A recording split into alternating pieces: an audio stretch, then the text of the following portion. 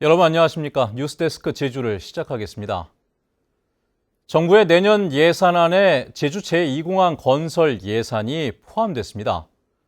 환경부가 전략 환경 영향 평가를 반려해 제2공항 건설에 일단 제동은 걸린 상태지만 국토교통부의 추진 의지에는 변함이 없다는 이야기일 수도 있는데 당분간 갈등과 논란도 피할 수 없게 됐습니다. 조인호 기자입니다.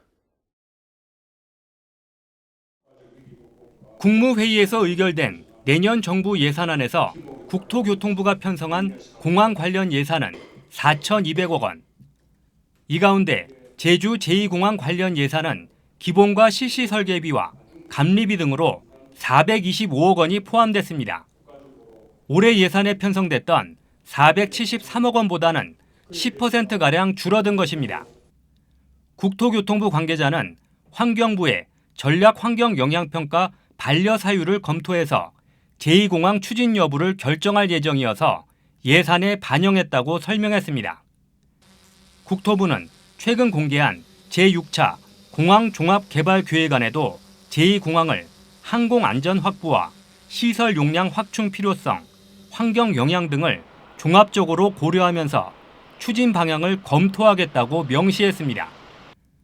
노영우 국토교통부 장관도 제주공항이 전 세계에서 제일 핫하다며 코로나19로 수요가 주춤하지만 현 상태로는 걱정이 된다며 제2공항의 필요성을 우회적으로 언급하기도 했습니다. 제2공항 반대단체들은 국토부가 제2공항에 대해 병적으로 집착하고 있다며 예산을 즉각 폐기하라고 요구했습니다.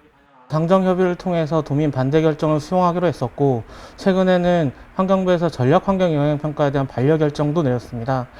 이런 현실을 반영하지 않고 무턱대고 예산을 좀 편성했다고 보기 때문에 국회는 올해 예산 심사에서도 제2공항 건설 예산을 도민 의견 수렴과 전략 환경 영향 평가 협의 절차 후에 집행한다는 부대 조건을 달아 통과시켰습니다. 대선을 앞두고 제2공항 문제에 대한 후보들의 입장이 엇갈리고 있는 가운데 국회의 내년 예산 심사에서도 적지 않은 진통이 예상됩니다. MBC 뉴스 조인호입니다. 제주도는 내년 정부 예산안에서 역대 최고인 1조 8,191억 원을 확보했다고 밝혔습니다. 이는 올해보다 22.6% 증가한 것이고 정부 예산 증가율 8.3%보다 3배가량 높은 것입니다. 주요 사업으로는 4.3 희생자 배보 상금 1,810억 원, 제주 하수처리장 현대화 사업 65억 원, 수소 연료 전기차 보급 55억 원이 반영됐고 강정 정수장도 예산 규모를 조율 중이지만 제주 감염병 전문병원 설치 예산은 반영되지 않았습니다. 제주 지역의 코로나19 신규 확진자가 어제는 10명, 오늘은 오후 5시까지 11명 추가 발생하면서 누적 확진자 수는 2,623명으로 늘었습니다. 오늘 신규 확진자 가운데는 대형마트 관련 감염자 1명이 추가돼 관련 확진자는 26명으로 늘었습니다. 한편 제주에서는 지난달 코로나19 확진자 수가 역대 가장 많은 860명으로 집계됐고 확진자 중 변이 바이러스 검사를 진행한 579명 가운데 94.8%가 델타 변이로 확인됐으며 확진자 연령대는 10대와 20대가 46%로 절반 가까이를 차지했습니다. 제주도는 코로나19 장기화로 직격탄을 맞은 소상공인 등을 위해 지방세를 추가로 감면하겠다고 밝혔습니다. 제주도는 주민세 등을 추가 감면하는 조례 개정안을 이달 안에 입법 예고하고 오는 11월 도의회 의결을 거치면 내년 지방세를 감면한다는 계획입니다.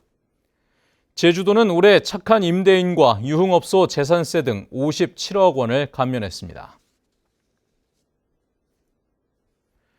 전 동거녀의 중학생 아들을 살해해 전국적인 공분을 산 피의자 백광석과 김신함에 대한 첫 재판이 열렸습니다. 그런데 공범인 백광석과 김신함은 서로 범행을 주도하지 않았다며 책임을 떠넘겼습니다. 박혜진 기자입니다. 중학생 16살 김모군이 숨진 채 발견된 지난 7월 18일 오후 김군의 집 옆 좁은 담벼락 사이로 파란 옷을 입은 남성이 지나갑니다. 이어 장갑을 낀 흰 옷차림의 또 다른 남성이 지붕을 딛고 올라갑니다. 전 동거녀의 중학생 아들을 살해한 혐의로 구속 기소된 백광석과 김씨남. 첫 재판이 열린 제주지방법원에 도착해 호송차에서 내립니다. 검찰은 백광석에게 살인과 주거침입, 가스방출과 상해 등 8개에 달하는 혐의를 적용했고 공범 김씨남에게는 살인과 공동 주거침입 혐의를 적용했습니다.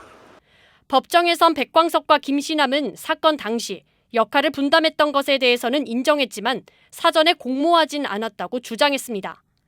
특히 누가 살인을 주도했는지에 대해서는 서로 책임을 떠넘겼습니다.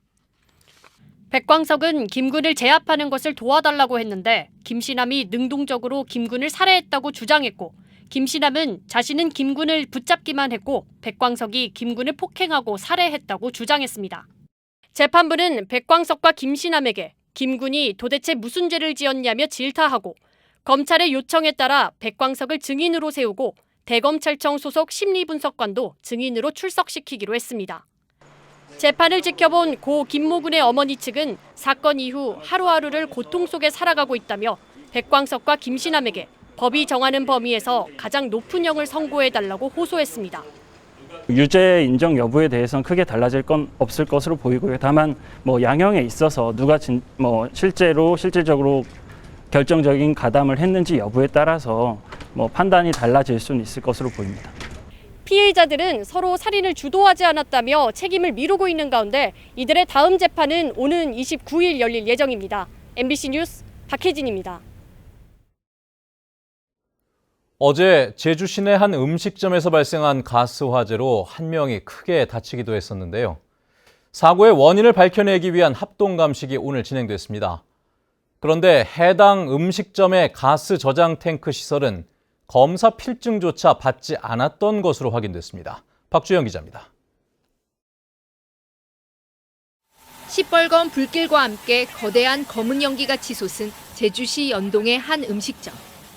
LP가스 저장 탱크에 가스를 충전하던 가스업체 직원은 온몸에 2도 화상을 입어 전남대 병원으로 후송됐고 화마가 입술고 간 음식점은 시꺼먼 잿더미로 변했습니다. 소리가 평소보다 많이 시향이 크게 났고요. 가루도 육안으로 봤어도 엄청 많이 날리고 있었고 그 담당하시는 분이 119 좀 불러주고 뜨거우니까 어떻게 해달라고 해서 제가 찬물로 좀 몸에 뿌려드리고 그랬습니다. 화재 현장에서 실시된 합동 감식. 잿더미가 된 건물 곳곳을 국립과학수사연구원과 가스안전공사, 소방대원들이 함께 살핍니다. 감식반은 LP가스 저장 탱크의 연결 부분이 유독 많이 훼손된 점을 확인하고 탱크와 연결된 충전 호스와 밸브가 제대로 연결되지 않아 가스가 누출되면서 불이 난 것으로 보고 연결 장치 이상 여부를 확인하기 위해 국가수의 분석을 의뢰했습니다. 충전 호수가 노후됐을지 아니면 충전하는 과정에서 연결부에서 누출이 됐을지 고의적으로 압력이 상승됐는지 이런 부분들은 한번 자세히 확인해 봐야 될 것 같습니다. 불이 난 음식점의 LP가스 저장 탱크 제조 연도는 2013년. 하지만 해당 음식점에 언제 설치됐는지 검사 필증조차 받지 않은 것으로 확인됐습니다. 관련 법에 따르면 198kg에서 3톤 미만의 LPG 저장 탱크를 설치하면 검사 필증을 받아야 하고 검사 필증을 받지 않으면 가스업체가 가스를 충전하지 못하도록 규정하고 있지만 지켜지지 않은 겁니다. 제가 다른 했던 거는 전혀 기억이 없고요. 업체에서 알아서 해주시는 부분이라서. 제주 지역 음식점과 다세대 주택 등에 설치된 198kg에서 3톤 미만의 LPG 저장 탱크는 5,500여 개. 허술한 관리와 안전불감증이 도심 속 대형 가스 사고 위험을 키우고 있습니다. MBC 뉴스 박주연입니다. 여름 휴가철 음주운전 단속에 200명 넘는 운전자가 무더기로 적발됐습니다. 제주경찰청에 따르면 지난 7월 15일부터 지난달까지 제주도 전역에서 실시한 음주운전 단속에서 261명이 적발됐고 이 가운데 165명은 혈중 알코올 농도 0.08%를 넘어 면허 취소됐으며 나머지는 면허 정지됐습니다. 특히 사회적 거리두기 4단계 연장에 따라 실시한 낮 시간대 음주 단속에서는 24명이 적발됐습니다. 제주자치경찰단은 전동 킥보드 등 개인형 이동장치 사고 예방을 위해 지난 6월부터 3개월 동안 집중 단속을 벌여 283건의 위반 사항을 적발했습니다. 단속 결과 안전모 미착용이 262건으로 가장 많았고 무면허 운전 13건이었습니다. 자치경찰단은 개인형 이동장치 대여업체와 협력해 안전모 착용을 유도하고 무단 방치 민원도 해소하겠다고 밝혔습니다. 제주 최대 규모의 관광개발 사업인 오라 관광단지 사업 변경안이 제주도에 제출됐습니다. 제주도는 최근 오라 관광단지 개발 사업자 측이 건축물 연면적과 객실수를 축소하고 전체 부지 대비 63%의 녹지를 확보하는 복합 리조트 건설 사업 계획서를 제출했다고 밝혔습니다. 이는 제주도 개발사업심의위원회가 지난해 7월 사업 계획을 국내 여건에 맞게 수립하라며 재검토 결정을 내린 것에 따른 후속 조치로 제주도는 수정사업 계획서에 대한 재심의를 진행하게 됩니다. 제주 삼다수를 다른 지방에 판매할 동반협력사 공개 모집 입찰에 4개 업체가 신청했습니다. 제주도 개발공사는 이달 중순쯤 우선 협상 대상자를 선정하며 최종 선정된 협력사는 올해 12월 15일부터 4년 동안 대형마트를 제외한 다른 지방 소매와 업소용 판매를 맡게 됩니다. 삼다수 연간 생산량 64만 톤 가운데 대형마트를 제외한 다른 지방 판매량은 70%를 차지하며 매출액은 3천억 원대로 추산됩니다. 코로나19 장기화 속에 올해 상반기 제주 관광 소비가 증가한 것으로 나타났지만 업종별로는 희비가 엇갈렸습니다. 제주관광공사가 분석한 올해 상반기 신용카드 매출 자료에 따르면 제주를 찾은 관광객 소비는 지난해 같은 기간보다 55.2%, 코로나19 이전인 재작년보다 19.5% 늘었습니다. 뉴스데스크 제주였습니다. 시청해주신 여러분 고맙습니다.